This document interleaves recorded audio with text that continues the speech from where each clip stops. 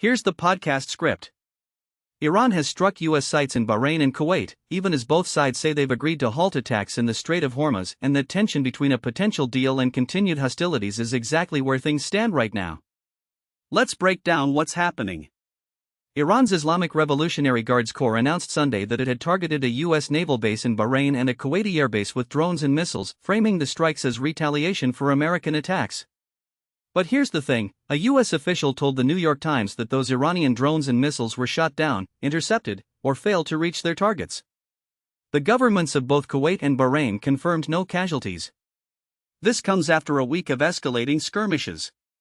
It started Thursday with an attack on a container ship in waters off the coast of Oman. The U.S. military responded with strikes on Iranian air defense sites and military infrastructure. Then on Saturday, an oil tanker was hit, prompting another round of American strikes. Iran retaliated Sunday. And around it goes. What makes this especially complicated is that all of this is happening against the backdrop of a ceasefire, one that's now 2 weeks old and looking increasingly fragile. The US and Iran have both accused each other of violating it. Analysts say neither side appears eager for a full return to war, but the Revolutionary Guard said in a statement that American bases in the region, quote, will be experiencing hell during these days. President Trump, for his part, said on social media Saturday that the United States would annihilate Iran if forced back into war. Now, the Strait of Hormuz is at the center of all this. This is the narrow waterway between Iran and Oman that normally carries as much as 1/5 of the world's oil supply. Iran had agreed to fully reopen it as part of the ceasefire deal. But renewed skirmishing began last week after that first cargo ship attack, and Iran's foreign minister declared Sunday that his country alone has the authority to manage commercial traffic through the strait.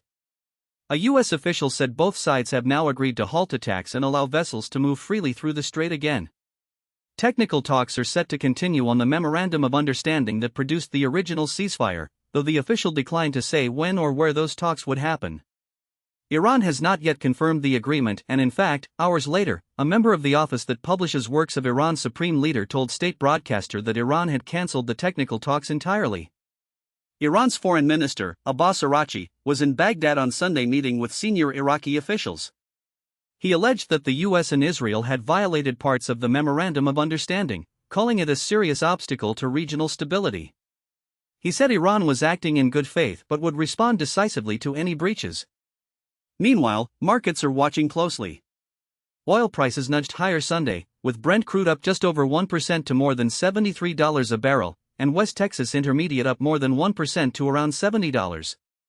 Gas prices at the pump have actually fallen slightly, sitting at a national average of $3.87 a gallon, but drivers are still paying about 30% more than they were before the war began.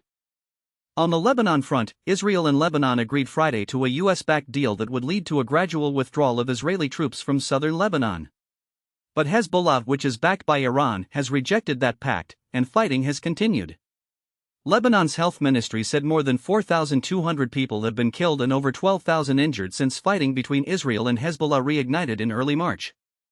On Sunday night, Israeli Prime Minister Netanyahu and Defense Minister Katz said the military had destroyed underground Hezbollah infrastructure in southern Lebanon where weapons intended for strikes against Israel had been found.